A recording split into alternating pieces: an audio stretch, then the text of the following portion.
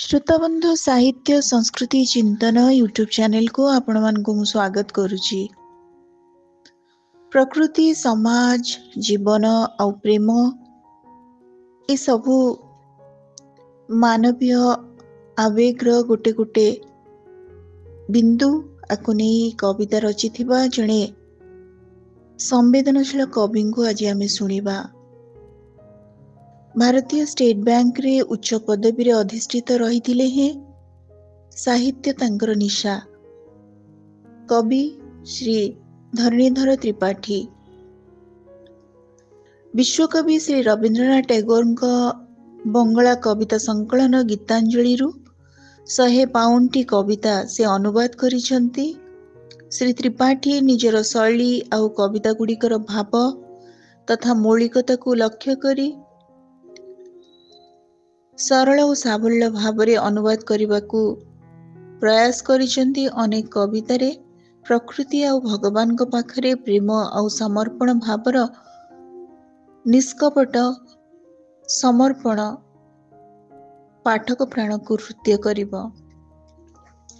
श्रोताबंधु आज आमे शुणुचे विश्वकवि रवींद्रनाथ को प्रेम और समर्पणर संगीत गीतांजलि किछि ओडिया अनुदित रूप, जहाको अनुवाद करिसंती आम समय जणे ओडिया भाषा साहित्यर अनुरागी जणे भावप्रवण कवि कवि धरणीधर त्रिपाठी। टैगोर कवितार प्रत्येक पदरे मधुर संगीत ध्वनित हुए ईश्वर प्राप्ति पाई समर्पणर चरम सीमारे पहुंची से प्रार्थना करती। तांको शरीर रूपी वाद्य रे ईश्वर करुणा करी निजर स्वर भरी दियंती। जीवन प्रभावित हेउ केवल ईश्वर इच्छारे एहा ही से सर्वदा चाहिंचंती। श्रोताबंधु आज आमे शुणुचे विश्वकवि रवींद्रनाथ गीतांजलि ओडिया अनुदित रूप। कवि रवींद्रनाथ टैगोर शब्द आपण मानकर निश्चय मने थिबो। मरिते चाइना आमी सुंदर भुवने मानवेर माझे आमी बंचिबार जाई। जगत और मानव को भल पाउथुवा विश्वकवि रवींद्रनाथ टैगोर गीतांजलि किछि कविता आज आपण मान उद्देश्य रे मु उपस्थापन करुछि। कवि धरणीधर त्रिपाठी समस्त आवेग एवं भाव प्रवणता को अक्षुण्ण रखी सुंदर भावरे अनुवाद कार्यटी को संपादन करिसंती। किछि कविता जहाँ आपण मान उद्देश्य रे प्रथम कविताटी शीर्षक हेउछि तुमे नित्य नूतन रूपरे आस, तुमी नव नव रूपे एशो प्राणी। तुमे नित्य नूतन रूपरे मो प्राणे आस, गंधरे वर्णरे अबा आस मो गीतरे, पुलकित शरीरे रोमांच हुई आस, आस तुमे मो चित्तर अमृतमय हर्षरे। आस आस मो आनंद मुग्ध दुई नयने, हे निर्मल उज्ज्वल प्रियतम तुमे आस, हे स्निग्ध सुंदर प्रशांत तुमे आस। मो जीवनर विचित्रमय विधान रे दुख हवा सुख रे आस मो हृदय रे। तुमे आस मो नित्य सर्व कर्म रे कर्मर अवसाने चरम लक्ष्य हुई आस, तुमे नित्य नूतन रूप रे मो प्राणे आस। श्रोताबंधु विश्वकवि रवींद्रनाथ गीतांजलि सुंदर अनुवाद करिसंती कवि धरणीधर त्रिपाठी महोदय। आउ एक सुंदर कविता जहाँ अत्यंत हृदयस्पर्शी कवितार शीर्षक हेउछि एई ज्योत्स्ना राति रे। बंगलारे लिखित थिला एई ज्योत्स्ना राते जागे आमार प्राण, एई ज्योत्स्ना राते जागे मोर प्राण, तुमरी पाखरे रहिछि कि स्थान। देखिबी बारंबार से अपूर्व मुख, जा दर्शन लागी हृदय उत्सुक। तुम चरणर चौपाशे ତୁମ ଚରଣର ଚଉପାଶେ ଘୁରି ଘୁରି ବୁଲେ ମୋର କରୁଣ ଅଶ୍ରୁପୂର୍ଣ୍ଣ ଗୀତ। ଆଜି କରିଛି ସାହସ, ଆସିଛି ପାଦ ତଳେ ତୁମ, ମୋତେ ଆଜି ତୋଳିନିଅ। ମାଟିରେ ଲୋଡ଼ି ରହିଛି ମୁଖକୁ ମାଡ଼ି, ଦିଅ ମୋତେ ଦାନ ପଛକୁ ଆସି ଫେରି। ତୁମେ ଯଦି ମୋ ହାତ ଧରିବ ଆସି, ଉଠିବାକୁ କହିବ ପାଖରେ ବସି, ତେବେ ପ୍ରାଣର ଅସୀମ ଦରିଦ୍ରତା ନିମିଷକେ ଯିବ ଲିଭି। ତୁମେ ଯଦି ମୋ ହାତ ଧରିବ ଆସି, ଉଠିବାକୁ କହିବ ପାଖରେ ବସି, ତେବେ ପ୍ରାଣର ଅସୀମ ଦରିଦ୍ରତା ନିମିଷକେ ଯିବ ଲିଭି। ରବୀନ୍ଦ୍ରନାଥଙ୍କର ଆଉ ଏକ ସୁନ୍ଦର କବିତା, ସୀମାର ମଧ୍ୟେ ଅସୀମ ତୁମେ, ସୀମାର ମାঝে অসীম তুমি। ସୀମାର ମଧ୍ୟେ ଅସୀମ ତୁମେ, ବଜାଅ ତୁମରି ସ୍ୱର, ମୋ ଭିତରେ ତୁମ ପ୍ରକାଶ, ତେଣୁ ସେ ଏତେ ମଧୁର। ସୀମାର ମଧ୍ୟେ ଅସୀମ ତୁମେ, ବଜାଅ ତୁମରି ସ୍ୱର, ମୋ ଭିତରେ ତୁମ ପ୍ରକାଶ, ତେଣୁ ସେ ଏତେ ମଧୁର। କେତେ ବର୍ଣ୍ଣେ କେତେ ଗନ୍ଧେ, କେତେ ବର୍ଣ୍ଣେ କେତେ ଗନ୍ଧେ, କେତେ ଗୀତେ କେତେ ଛନ୍ଦେ, ଅରୂପ ତୁମ ରୂପର ଲୀଳା, ଜାଗେ ହୃଦୟ ପୁର, ମୋ ଭିତରେ ତୁମରି ଶୋଭା, ତେଣୁ ଏତେ ମଧୁର। ତୁମର ମୋର ମିଳନ ହେଲେ ସବୁ କିଛି ଯିବ ଖୋଲି, ବିଶ୍ୱ ସାଗରେ ଉଠିବ ଢେଉ ତରଙ୍ଗର ଖେଳ ଖେଳି। ତୁମ ଆଲୋକରେ ନାହିଁ ଯେ ଛାୟା, ମୋ ଭିତରେ ପାଏ ସେ କାୟା, ହୋଇଛି ଅଶ୍ରୁ ଜଳେ ମୋର ସେ ଯେ ଅତୀବ ସୁନ୍ଦର, ମୋ ଭିତରେ ତୁମରି ଶୋଭା ଏହିପରି ସୁମଧୁର, ମୋ ଭିତରେ ତୁମରି ଶୋଭା ଏହିପରି ସୁମଧୁର। ଆଉ ଏକ କବିତା ଯାହାର ଶୀର୍ଷକ ହେଉଛି ଯଦି ତୁମାର ଦେଖା ନା ପାଏ, ଯଦି ତୁମ ଦେଖା ନ ପାଏ। ଯଦି ନ ପାଏ ଦେଖା ଏ ଜୀବନେ ତୁମର ପ୍ରଭୁ, ଯଦି ନ ପାଏ ଦେଖା ଏ ଜୀବନେ ତୁମର ପ୍ରଭୁ, ତୁମ ସଙ୍ଗେ ହୋଇନି ଦେଖା ଏ କଥା ରହେ ମୋ ମନେ, ଯେମିତି ନ ଯାଏ ଭୁଲି ବେଦନା ପାଇ ଶୟନେ ସ୍ୱପନେ। ଏଇ ସଂସାର ହାଟେ ଯେତିକି ଦିନ ଏଇଠି କଟେ, ହାତ ଭରି ଯଦି ଧନ ଆସେ, ତେବେ ବି କିଛି ପାଇନି ବୋଲି ଏ କଥା ରହେ ମୋ ମନେ, ଯେମିତି ନ ଯାଏ ଭୁଲି ବେଦନା ପାଇ ଶୟନେ ସ୍ୱପନେ। ଆଳସ୍ୟରେ ଯଦି ପଥରେ ବସେ, ଆଳସ୍ୟରେ ଯଦି ପଥରେ ବସେ, ଧୂଳିର ପରେ ଶଯ୍ୟା ପାରି ଅତି ଯତ୍ନରେ ସକଳ ପଥ ଯେ ରହିଛି ବାକି, ଏ କଥା ରହେ ମୋ ମନେ, ଯେମିତି ନ ଯାଏ ଭୁଲି ବେଦନା ପାଇ ଶୟନେ ସ୍ୱପନେ। ହସରେ ଭରା ଘର ଯଦି ବାଜେ ଯଦି ସେଠି ବଂଶୀ, ହସରେ ଭରା ଘର ଯଦି ବାଜେ ଯଦି ସେଠି ବଂଶୀ, ସଜାଏ ଘର କରି ଆୟୋଜନ, ଏ ଘରେ ତୁମର ହୋଇନି ଆଗମନ, ଏ କଥା ରହେ ମୋ ମନେ, ଯେମିତି ନ ଯାଏ ଭୁଲି ବେଦନା ପାଇ ଶୟନେ ସ୍ୱପନେ। কবি রবীন্দ্রনাথ টেগোরଙ୍କର ভোর বেড়ে আসি, ভোরের বেল কখন এসে। ভোর বেড়ে কেবে আসি পরশ କରି ଗଲ ହସି, ମୋ ନିଦର ଦ୍ୱାରେ ଥିଲ, ଆସିବାର ଚିହ୍ନ କି ରଖିଗଲ।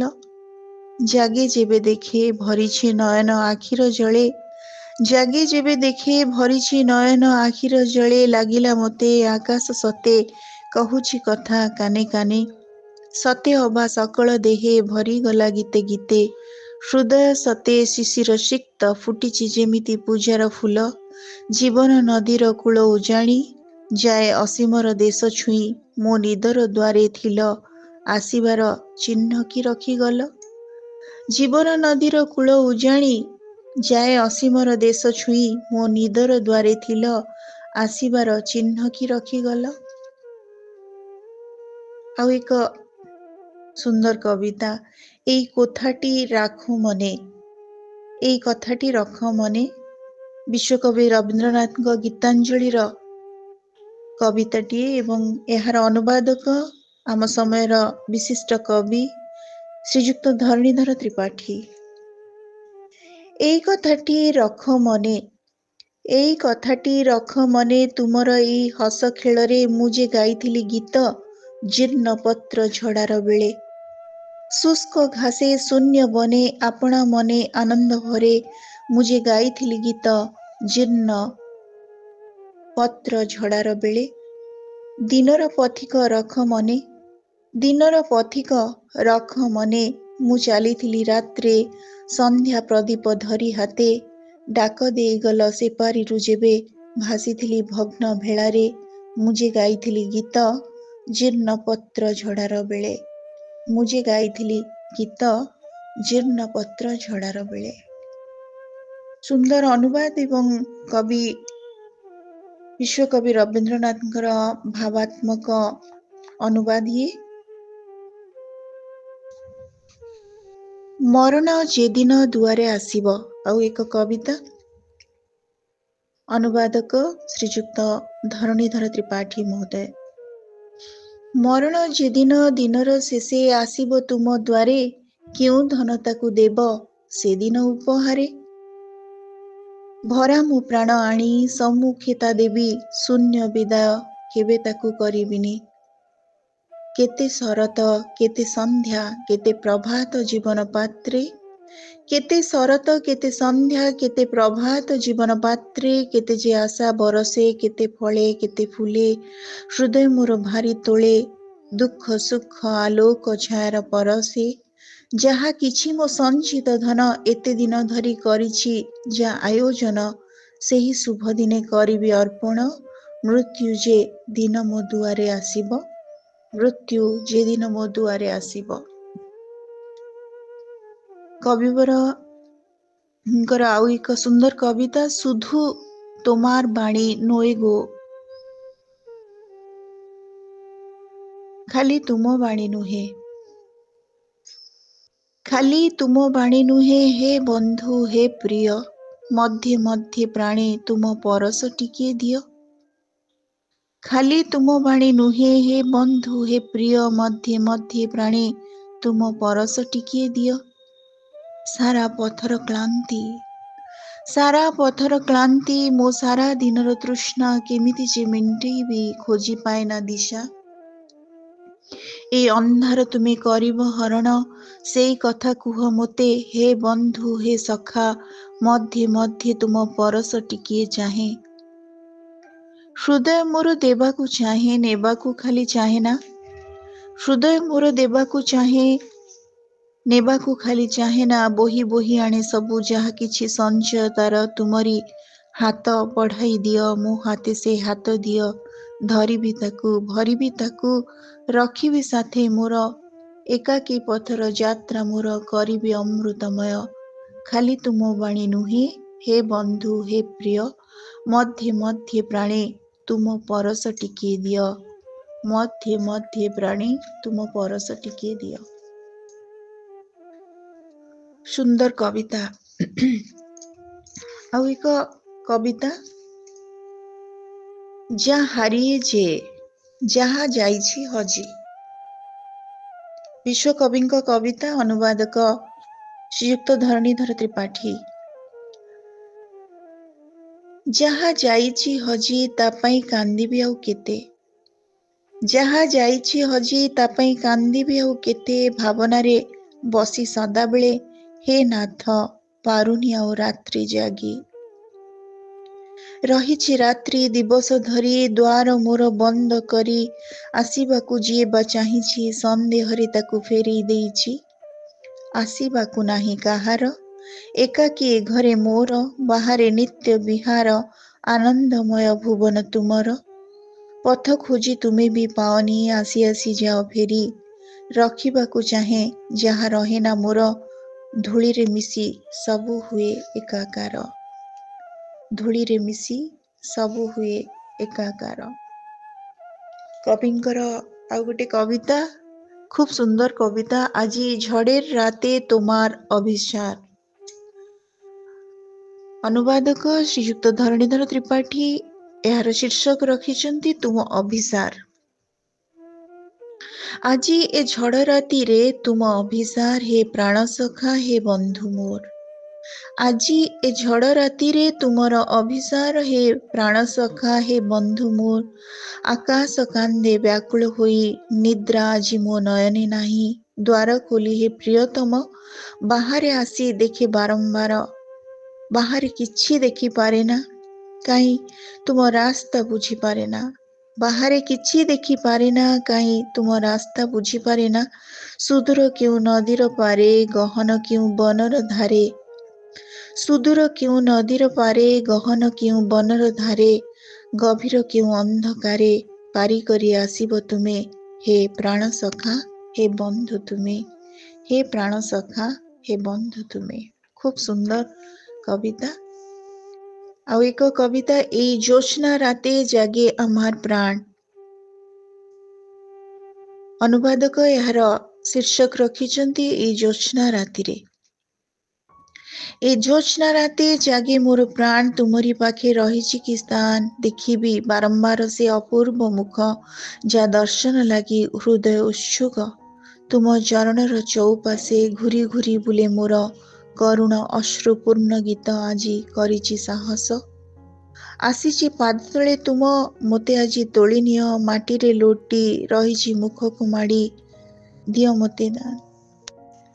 কবিঙ্গর ଆଉ ଏକ ଶୀର୍ଷକ କବିତା, କଥା ছিল এক ତରିତେ। ଓଡ଼ିଆ ଅନୁବାଦ ହେଉଛି କଥା ଥିଲା ତୁମେ ଆଉ ମୁଁ।